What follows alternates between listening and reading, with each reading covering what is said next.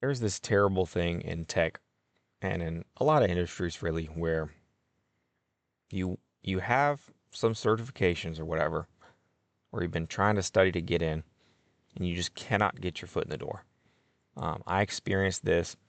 I'm still kind of in this because I've only been in tech maybe 18 months. So that's really not a lot of time.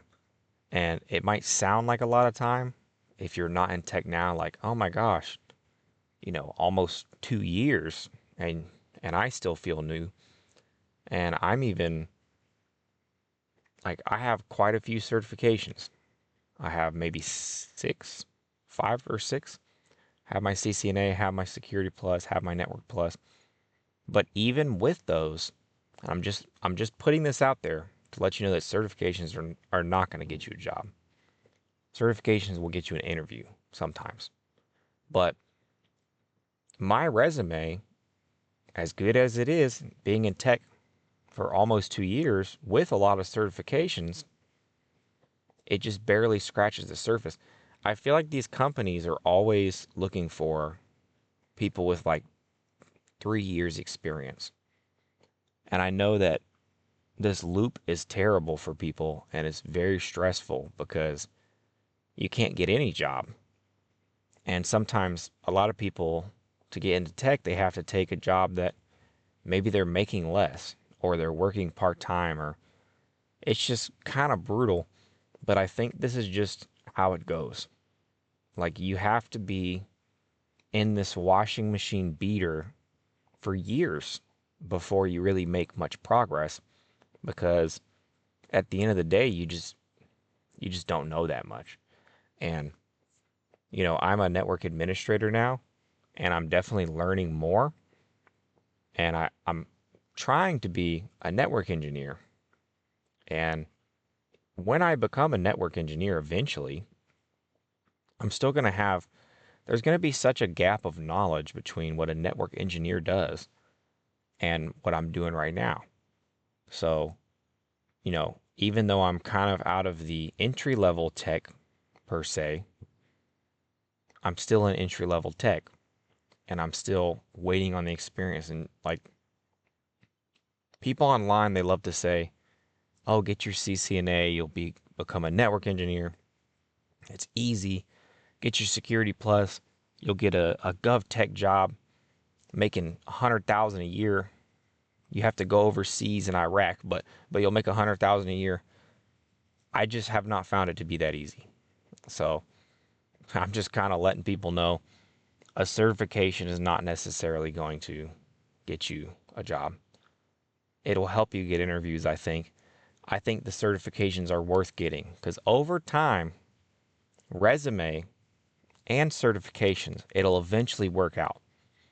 Um, for people who are having real trouble getting any entry level tech job, I would say the best thing to do is try to get a customer service type of job.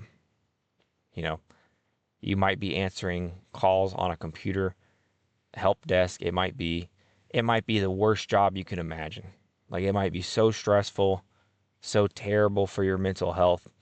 That might just be what you have to do because pretty much any tech job you see, a lot of people want it.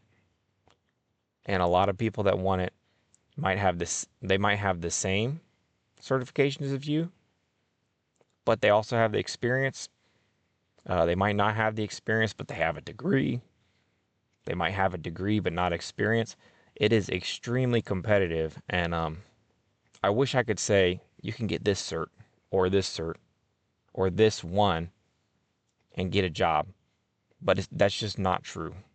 It's just not true. Any one cert might help you get any one job. If you want to get any job, that means you might need any cert. You know what I mean? You have to just keep pushing yourself in tech, keep learning things, try to get your foot in the door anywhere. I mean, I've had people tell me in interviews when like some of my first interviews for tech jobs. This guy I interviewed for a network administrator position. I don't even know how I got the interview to be honest. But the guy's like, "Well, how much hardware have you repaired?" And I was like almost none. Like I've been studying networking, but not really hardware. I didn't think they really went hand in hand at the time. He was like, ah, man. He was like very unimpressed. He's like, you need to be asking everybody you know to fix their computer for free and all this stuff, and like see how many people you can fix their computer for free. And then and even a little bit now, I'm like, what are you talking about? um, and it's kind of, you don't want to work for free. You don't want to just go do labs and stuff that feel meaningless. And this is the turmoil of people trying to get in tech. You can code a calculator, you can code whatever, but it just feels like it's so intangible. Like, okay, I did a network lab. I hooked up OSPF. I got the routers running OSPF. Great routing protocol. I got some working on BGP. It doesn't feel like anybody cares sometimes. But I guess just as once you have time in, you have a lot of certifications. I don't know how many. Maybe you only need one. Maybe you don't need any. Maybe you're somebody who won't get a job till they have a degree. Everyone's path is different. It's not a cookie cutter thing. The certs I have, there's definitely other people with the same cert stack I have. But everyone is a little different. Everyone is more attracted to different things. Somebody might have Linux Plus. Somebody might be working on their Red Hat Linux.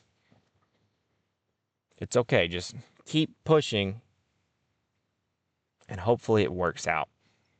Eventually, it almost has to. Like if you just keep applying pressure, it just sucks when I tell you that it might take years.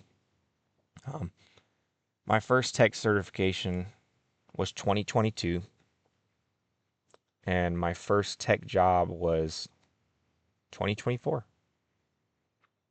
So let me think of that. Yeah, 2024. It took me 2 years from my first tech certification to get any job in tech. And that was as a network operations center technician. And great job. Great job. But I'm just letting you know, like in between those 2 years, I think I got 2 or 3 certifications. Starting from scratch, I came from pest control. So if I can get in the industry at all, coming from pest control, knowing nothing about computers, I believe you can too, but you're going to have to put in an extreme amount of work, and it's not going to be fun. It's not going to be easy. You might have some soul crushing jobs on the way, but just keep going.